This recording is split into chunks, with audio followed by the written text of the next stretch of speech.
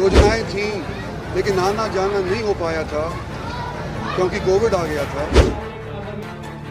किसी को भी कानून अपने हाथ में लेकर के और किसी की हत्या करना सबसे बड़ा जुर्म है।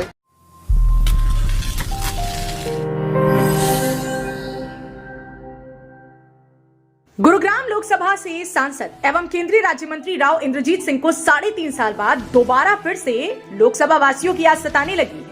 याद सताए भी क्यों ना, क्योंकि फिर से राव साहब को सांसद का चुनाव लड़ना है। गुरुग्राम लोकसभा से ही लड़ना है, क्योंकि राव साहब के मुख्यमंत्री वाले सपने पर तो पूर्ण विराम लग चुका है। तो फिर एक बार फिर गुरुग्राम और मेवात वासियों की तरफ केंद्रीय राज्य मंत्री ने अपना रुख कर लिया है। इतना ही नहीं, राव साहब 1.5 साल के अंदर उन तमाम विकास कार्यों को भी पूरा कराने का सपना लोकसभा वासियों को दिखा रही है, जिनको वो कोविड का बहाना बनाकर 3.5 साल के अंदर पूरा नहीं कर सके। लेकिन राव साहब, ये गुरुग्राम और मेवात की जनता इतनी पागल भी नहीं है जितना आप इसको पागल बनाने की गलती कर रहे हो। समय आने पर ये जनता आपसे मूल से साथ ब्याज का हिसाब भी पूछने का काम कर सकती है। दरअसल केंद्रीय राज्य मंत्री राव इंद्रजीत सिंह लोकसभा चुनाव में जीत दर्ज करने के बाद 3.5 साल बाद पहली बार नूह की नई अनाज मंडी में कार्यकर्ता सम्मेलन को संबोधित करने के लिए पहुंचे थे, जहां पर राव इंद्रजीत सिंह ने कार्यकर्ताओं को संबोधित करने के बाद मीडिया को दिए बयान में कहा कि कोविड के चलते वो पिछले 3.5 सालों से लोगों के बीच में नहीं पहुंच सके, लेकिन उनकी कोशिश रहेगी कि जो काम वो पिछले 3.5 साल में नहीं करा पाए हैं, उनको वो इस 1.5 साल में पूरा कराने का प्रयास करेंगे। मेवात के अंदर जो हम काम पिछले 3 साल से नहीं करवा पाए थे, योजनाएं थी लेकिन आना जाना नहीं हो पाया था क्योंकि कोविड आ गया था।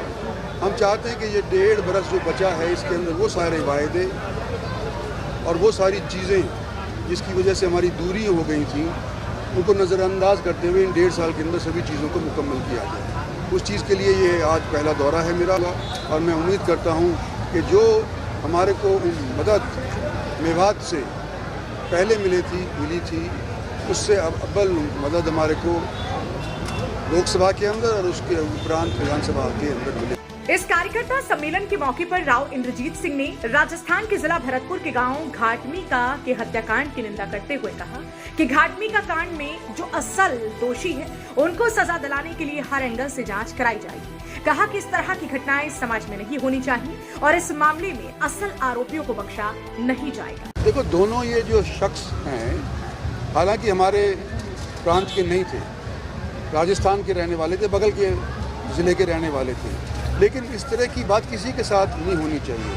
किसी को भी कानून अपने हाथ में लेकर के और किसी की हत्या करना सबसे बड़ा जुर्म है, और जिसने भी ये किया है उसको दोषी करार करके कायदे के अनुसार सख्त सख्त सज़ा दिलवाने का मेरा प्रयास रहेगा। अगर इस तरह के अंदर प्रशासन लिप्त है और इंक्वायरी की आवश्यकता हुई तो वो भी करवाएंगे, और अगर प्रशासन का भी कोई व्यक्ति अगर दोषी है तो उसको भी सज़ा के अनुसार।